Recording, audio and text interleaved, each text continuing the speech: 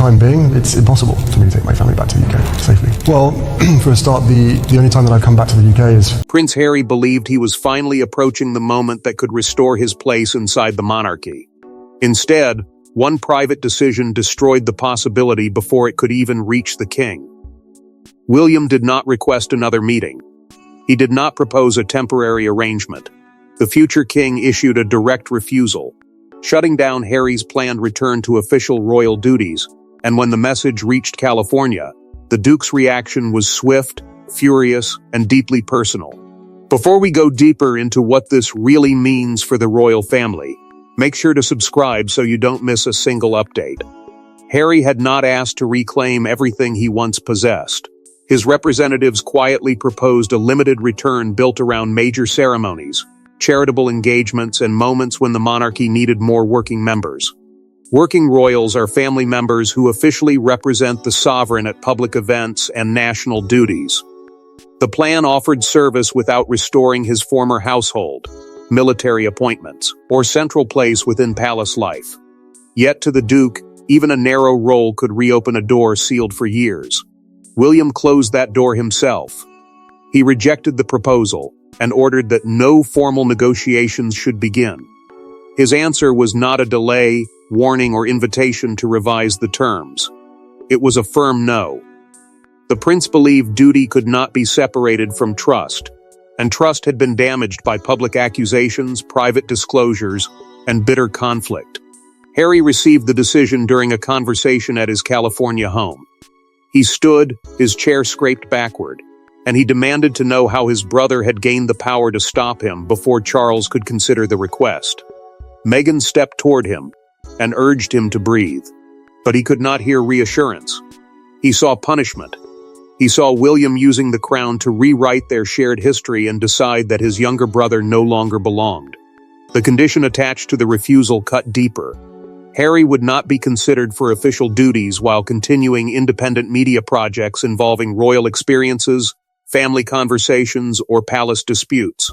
To him, that demand felt like a command to surrender his voice before proving his loyalty. Then came the revelation that changed anger into betrayal. Charles had already been informed.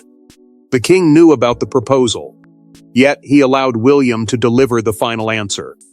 That choice revealed how much influence the future king held over the monarchy's next chapter. Harry's fury kept rising, but one question stood above every other. What had happened between the brothers before this proposal that made compromise impossible? To understand William's refusal, the story must return to the wounded sons standing on opposite sides of the same family. Long before one brother stood near the throne, and the other watched from thousands of miles away. William and Harry had survived grief together. They understood each other's silences because both had lived through the same unbearable loss. But shared pain did not guarantee shared loyalty. Over time, every public accusation, private disagreement, and unanswered message changed their relationship until the crown was no longer merely their inheritance. It became the wall separating them. William now carried the burden of protecting the monarchy he would one day inherit. The monarchy was not simply the royal family itself, but the public institution built around duty, continuity, and national trust. Every decision involving Harry therefore reached far beyond two wounded brothers. It affected public confidence, palace stability, and the privacy of Catherine, George, Charlotte, and Louis. The prince could not afford to think only as a sibling.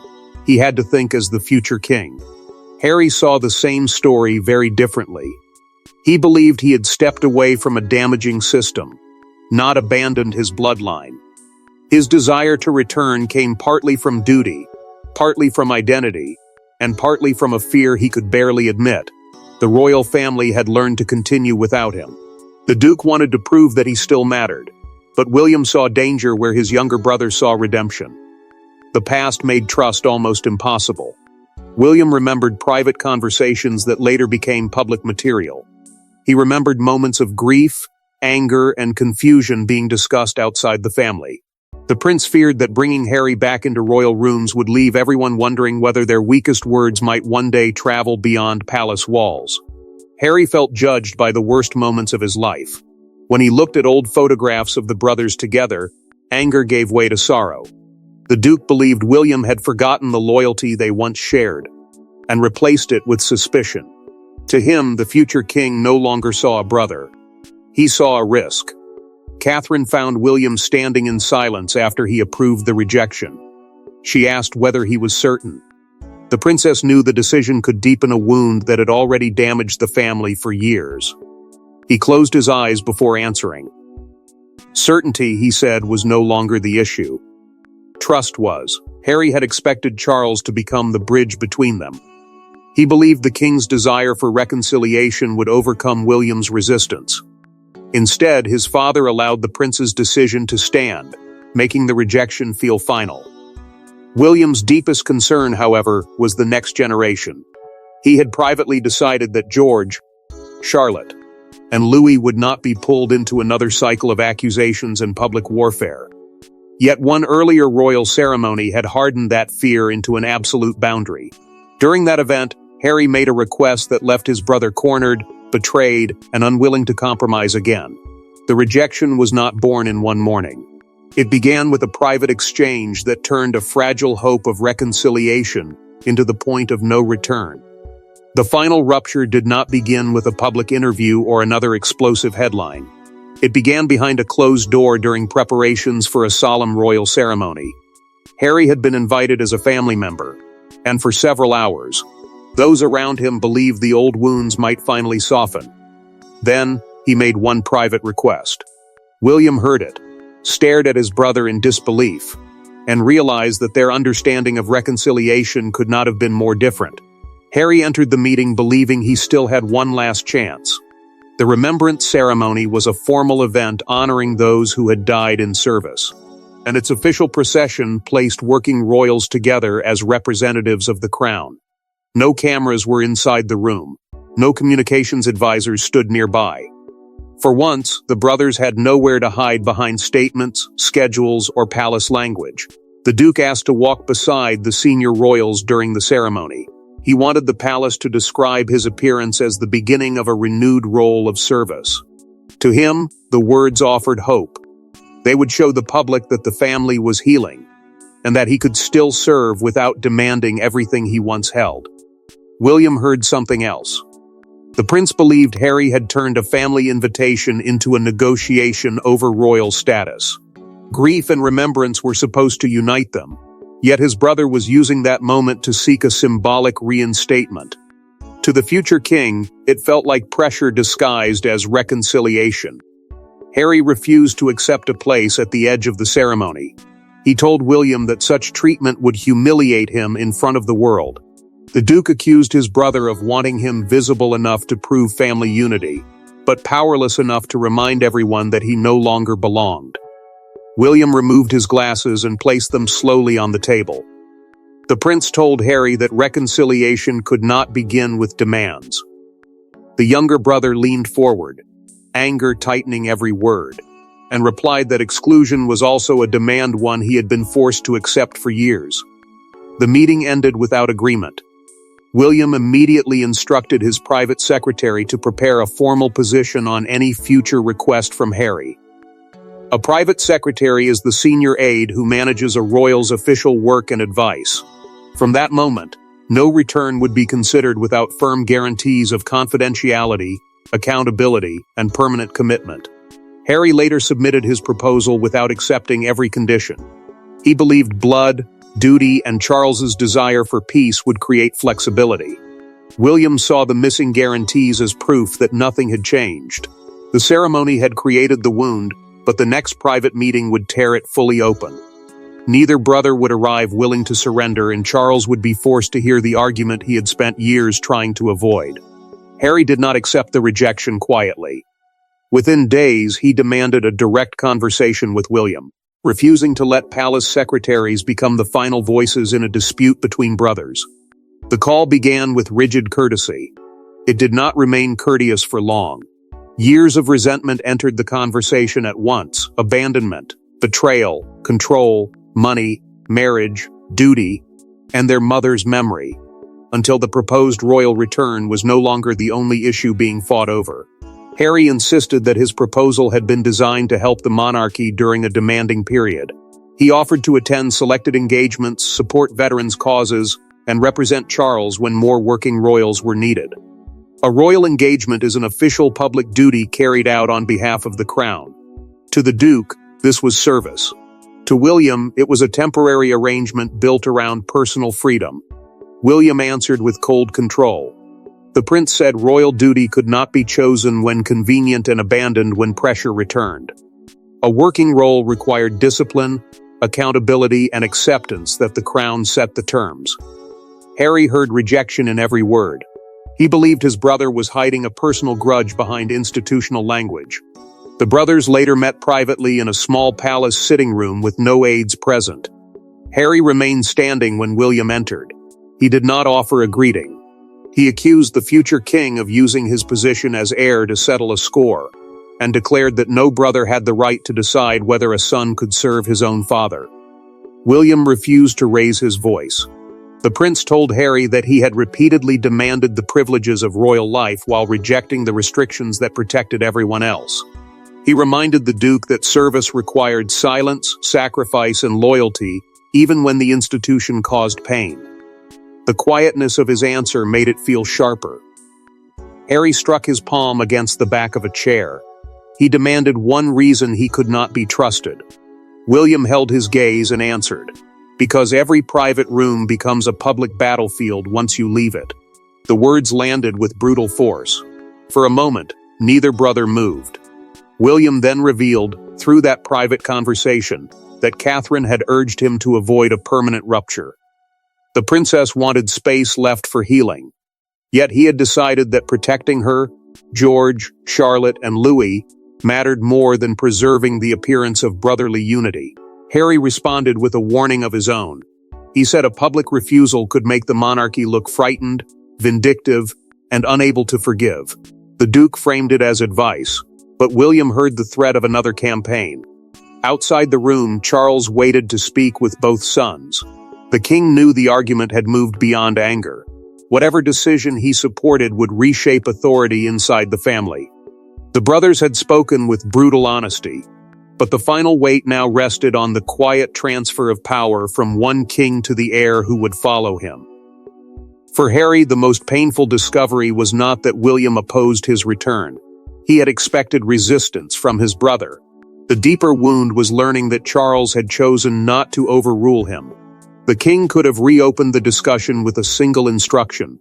He could have demanded a trial period, a private reconciliation, or one symbolic engagement. Instead, he remained silent. And in that silence, Harry recognized that royal power was already beginning to move toward the future king.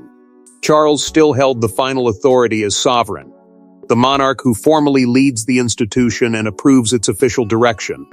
Yet any restored role for Harry would eventually continue under William's reign.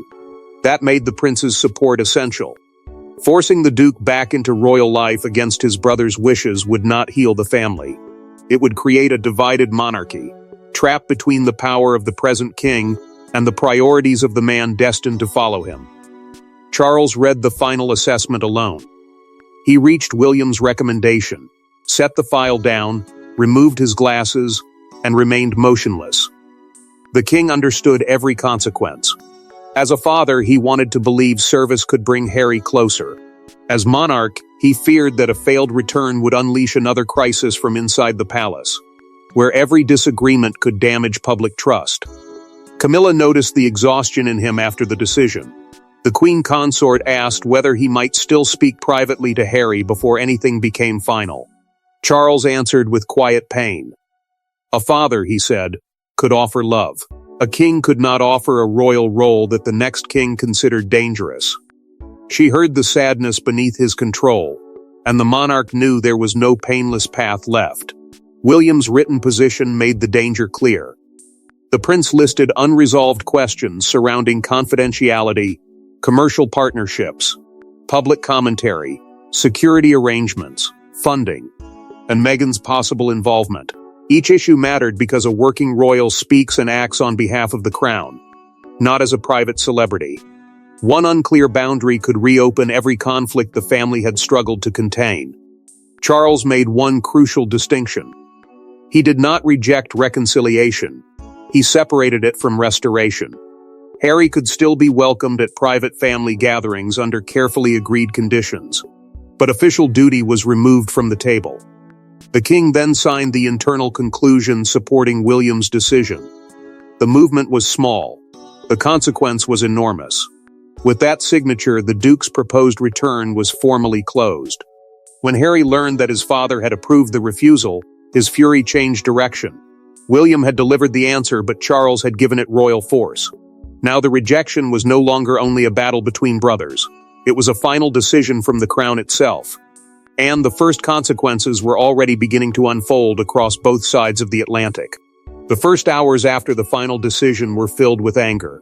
Harry challenged the wording, questioned the authority behind it, and demanded that his advisors identify every possible route back into negotiations.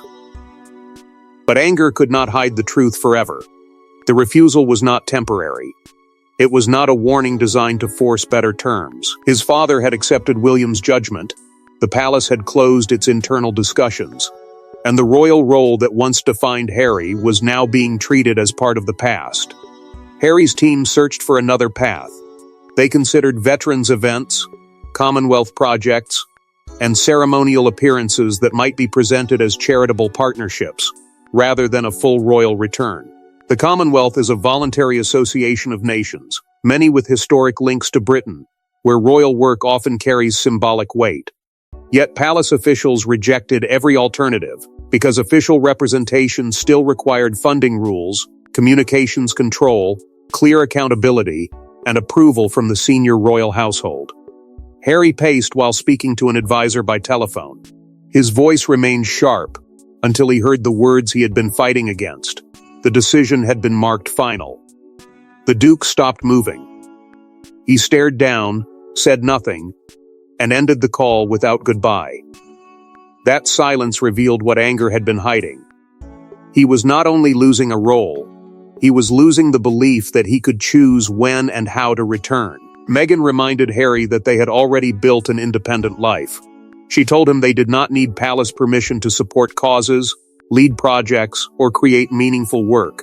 The Duke answered that permission was not the point. What mattered was whether his family still believed he had anything worth offering. She heard the pain beneath his frustration, and he could no longer disguise it as rage. Harry then turned the questions inward. The interviews, accusations, and public disclosures had once felt necessary, even freeing. Now the Duke wondered whether those choices had permanently destroyed the path he hoped to reclaim. He had wanted to return on his own terms, but the monarchy had answered that royal service could never operate that way. William made certain the message would remain clear. The prince approved a palace statement confirming that Harry's status had not changed, and that current arrangements would continue. He demanded that no phrase suggest future reconsideration. The monarchy, he believed, could not continue living beneath the threat of another negotiation. The consequences arrived quickly. Invitations to 2 official events were revised.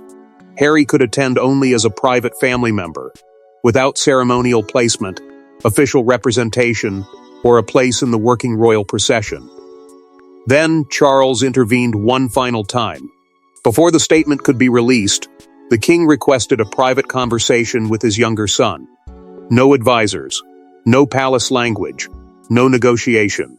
The institution had delivered its answer, but a father still had something to say, and his words would turn Harry's fury into something far more painful than defeat. When Charles called Harry directly, neither man spoke first about royal duty.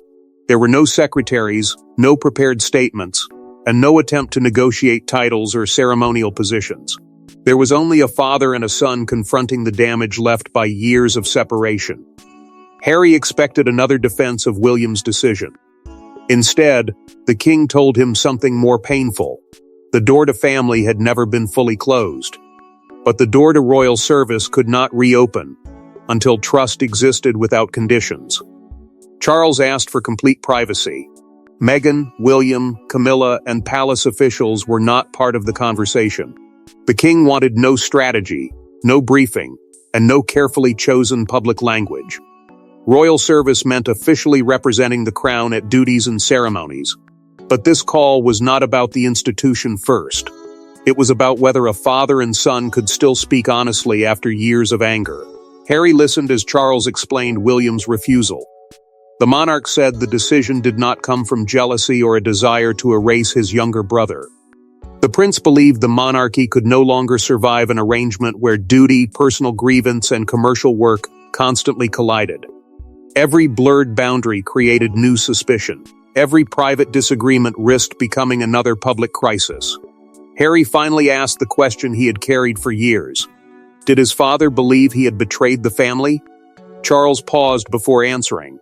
The king said pain had caused every member of the family to betray something: trust, patience, loyalty, or compassion. No one, he added, had escaped the damage untouched. Harry then demanded to know whether forgiveness still existed inside the monarchy. The Duke's voice tightened, but his father did not retreat. Charles answered that forgiveness and reinstatement were not the same act. Reinstatement meant restoring an official position, authority, and public duty, confusing that with emotional healing had trapped the family for too long. Charles assured Harry that he remained his son. The king said private contact could continue, and that Archie and Lilibet would not be treated as strangers. Yet he refused to create false hope. No official role would be offered while the questions of trust remained unresolved. Harry lowered his head and pressed a hand against his forehead. When the Duke finally spoke, the fury was gone. He said he understood the words, but he did not know whether he could accept them. Charles then revealed during that private call that William had agreed not to oppose family reconciliation. The prince's boundary concerned royal duty, not every possible relationship between the brothers. The king urged Harry to stop fighting for a title before repairing the bond beneath it. Service could exist outside the palace. Brotherhood could not survive through public pressure. The conversation did not restore Harry's position, but it changed his response. And when the decision became public, one headline would turn this private pain into a national verdict. By sunrise, the royal decision had escaped the privacy of palace conversations and become a national argument. To some, William had protected the monarchy from another cycle of chaos. To others, he had used the power of the crown to exile his own brother permanently. Yet the most powerful public reaction was not found in a studio debate or political statement. It appeared outside Buckingham Palace, where two handwritten signs captured the emotional divide in 6 unforgettable words. Broadcasters interrupted regular coverage as the rejection spread across Britain. A royal correspondent explained that the decision showed how strongly William was already shaping the monarchy's future direction. The crown, meaning the institution of the monarchy rather than the object itself, had chosen stability over uncertainty. Commentators immediately divided over whether Harry deserved a limited trial or whether his public disclosures had made any official return impossible. Outside Buckingham Palace, a small crowd gathered near the gates. One supporter raised a sign reading, "Let the brothers heal." Several feet away, another held the words, "Trust must come before titles." The two messages said everything. One side saw a wounded son asking for purpose. The other saw a future king protecting the institution from another storm. A major newspaper deepened the drama before breakfast.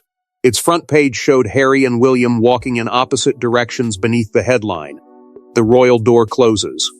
The image turned an internal decision into something far larger. It no longer looked like a disagreement over duties. It looked like the final separation of two brothers who had once faced the world together. Harry's supporters argued that denying him every path back made forgiveness appear meaningless. They believed the Duke had offered service and received punishment. To them, the palace cared more about control than healing.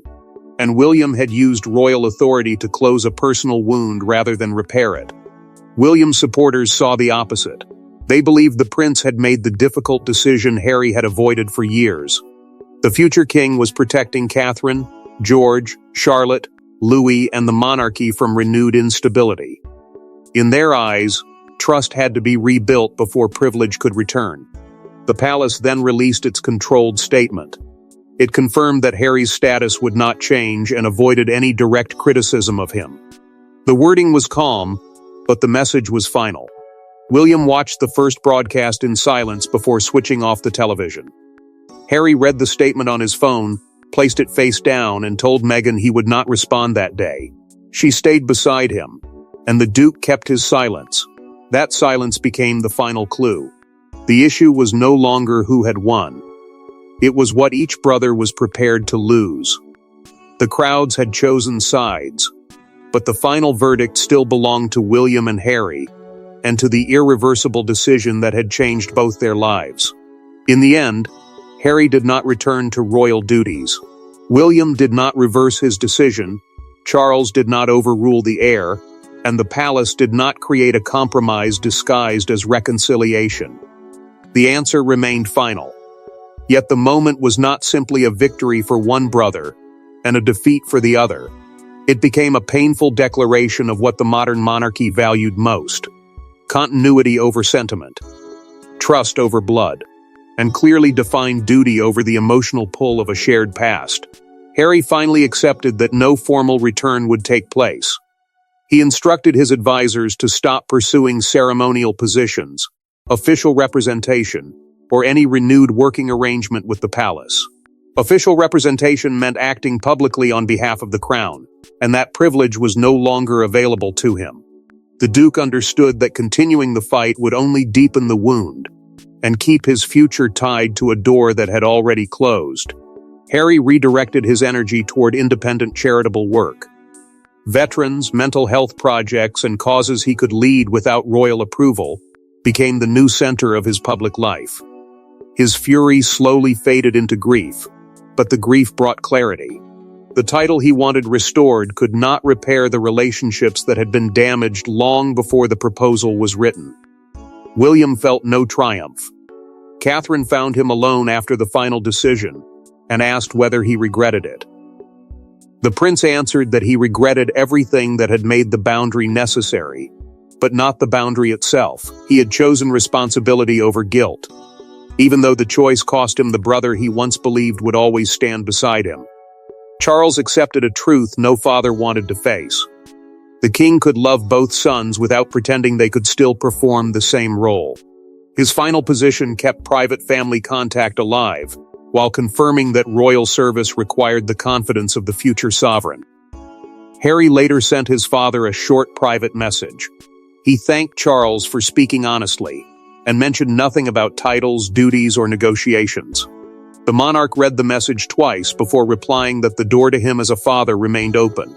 William's refusal created a lasting royal rule. No family member could leave official duty, publicly challenge the institution, and return without first rebuilding trust under the monarchy's conditions. Harry lost the role he hoped to reclaim, but he gained an unavoidable truth. His future could no longer depend on winning back the identity he had once rejected. This was not a reunion, and it was not total destruction.